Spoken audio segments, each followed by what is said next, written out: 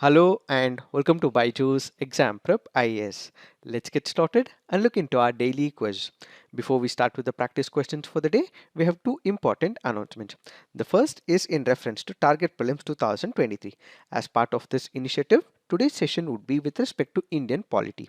So please do tune in live on our YouTube channel from 7:30 to 9:30 p.m. so that you understand all the important current affairs related topics with respect to Indian polity for the past 365 days, which will be discussed by Sarbat Mehraj sir.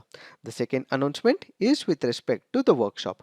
So please do tune in live on our Byjus Exam Prep application exclusively, and this workshop would be free, and the topic of discussion would be comprehensive preparation plan to excel in UPSC CSE 2024, which is at 6 p.m.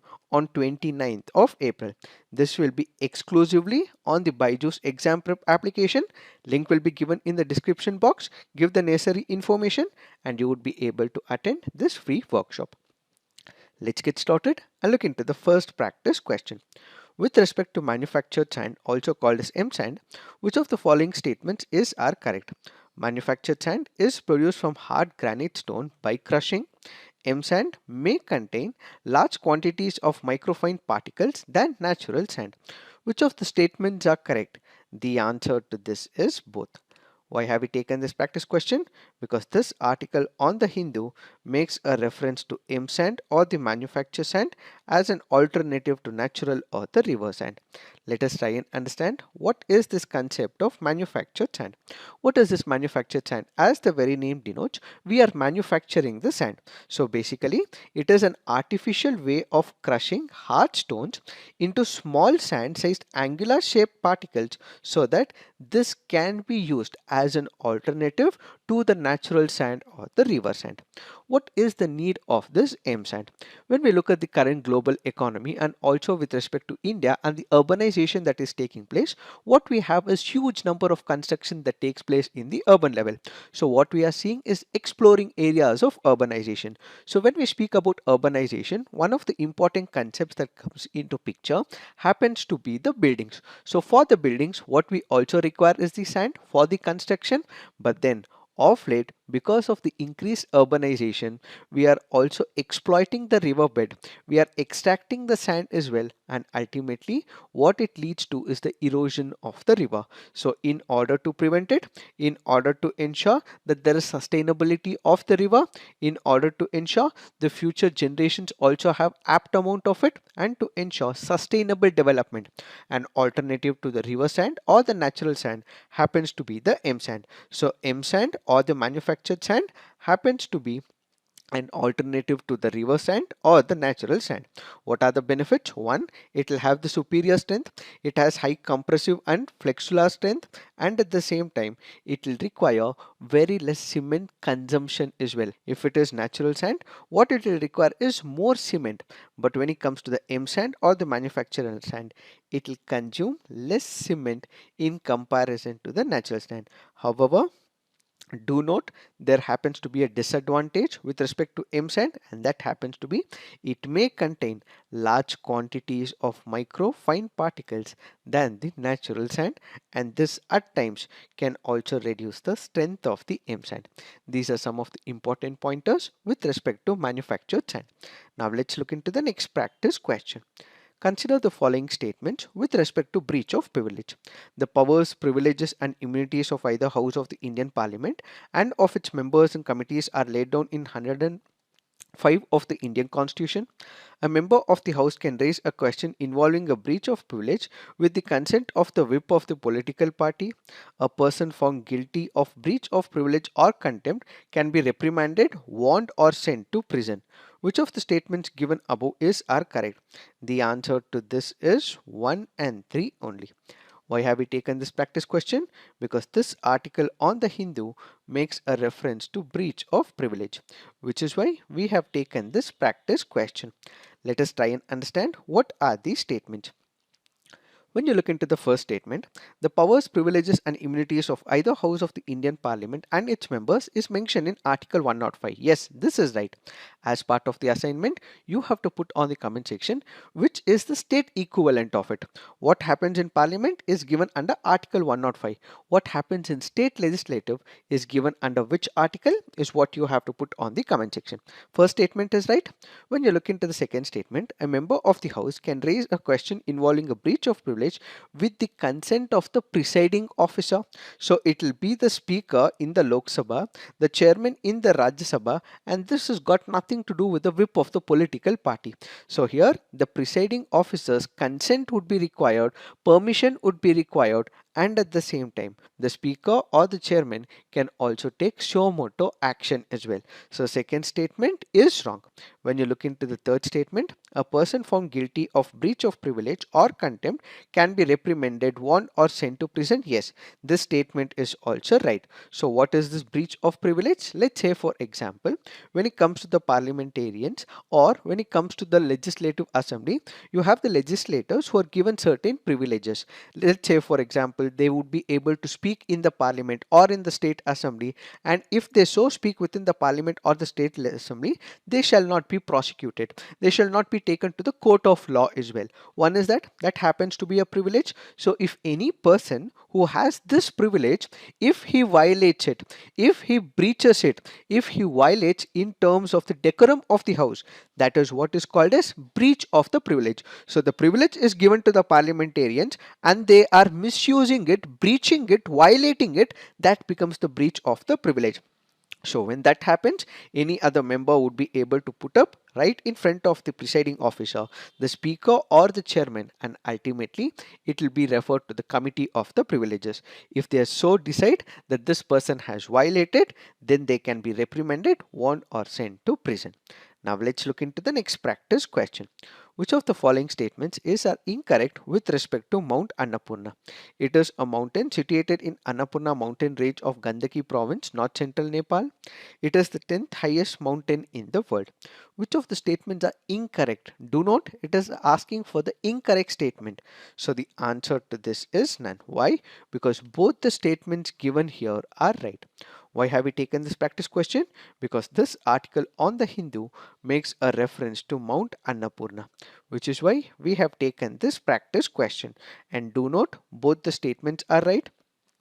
It is a mountain situated in Annapurna mountain range of Gandaki province, north central Nepal, and at the same time, it is the 10th highest mountain in the world. Which are the other mountains? What we have is Mount Everest, followed by K2, Kanchenjunga, Lhotse, Makalu, Cho-Oyu, Dhaulagiri, Manaslu, Nanga Parbat, as well as Annapurna. These are the top 10 mountains that we have. Now let's look into the next practice question. Rapid security forces recently seen in news is related to which amongst the following countries? Iran, Israel, Sudan, and Syria. The answer to this is Sudan. Why have we taken this practice question? Because this article on the Indian Express makes a reference to rapid support forces, which is why we have taken this practice question.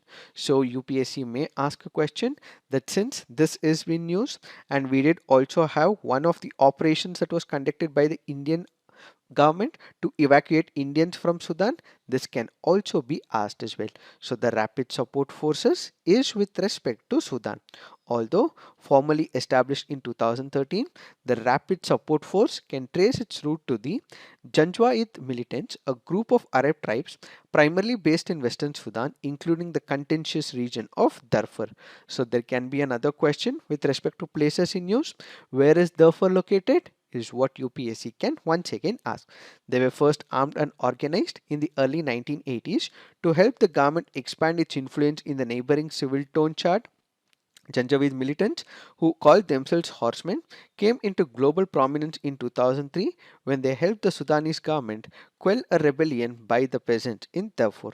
So remember, this is one of the forces or a paramilitary group that is based out of Sudan. Now let's look into the next practice question. Consider the following statements. Justice V.R. Krishna Iyer was the Chief Justice of India. Justice V.R. Krishna Iyer is considered as one of the progenitors of public interest litigation in the Indian judicial system. Which of the statements given above are correct? The answer to this is 2 only. Justice V.R. Krishna Iyer was not the Chief Justice of India, so the first statement is wrong, but the second statement is right. He was one of the pioneers who came up with this very idea. This was a judicial innovation where the locus standi does not come into picture. What is this locus standi? Basically, if there is an issue, there is a dispute, that there is a litigation that you want to bring to the court of law, what you require is the locus standi. That is, you will have to be impacted by it. Only then you can bring it to the court of law. But what if large number of people are getting harmed? What if there is a larger public issue that comes into the picture with respect to the environment, with respect to the health, despite me not getting impacted by it? If large number of people are getting impacted, I as a responsible citizen can bring to the court of law that the certain section of the people are suffering because of this particular action. So then the judiciary considers it and the public interest litigation will be accepted. So basically the locus standi is not required when it comes to the public interest litigation. This movement of public interest litigation was born because of Justice Krishna Iyer. Yes, the second statement is right, but first statement is wrong. Now let's look into the fact of the day. The fact of the day for today's discussion is FIR in sexual harassment cases. Let us try and understand what is this topic all about. First, we have to understand what is this FIR. This happens to be first information report. Now what we will understand is with respect to the sexual harassment cases. Let's say for example, there is a woman who's gone through this grave issue of sexual harassment. So during this period, she's gone through it. She's become a victim of this unfortunate incident, and as a result, she goes to the police station, reports it to the police officers, and the police officers may not accept it. They may accept it or they may not accept it as well. So it is at this particular point we have to understand what would happen if they accept it, what would happen if they do not accept it. First, let's understand what would happen if they accept it. So during this period, she goes to the police station, the police officers accept it, they immediately file an FIR, that is the first information report, and ultimately the investigation starts off. Then they also file a charge sheet as well, and do note, this happens to become a cognizable offense. So what is this cognizable offense? In all the cognizable offenses, the police officers do not require the permission of the magistrate to arrest a person. In non-cognizable cases, what you require is the permission from the magistrate, but when it comes to cognizable offenses, they would be able to take that person into custody immediately. So in sexual harassment cases, if it is accepted, FIR would be filed and ultimately investigation starts off, and over a period of time, charge sheet will also be filed.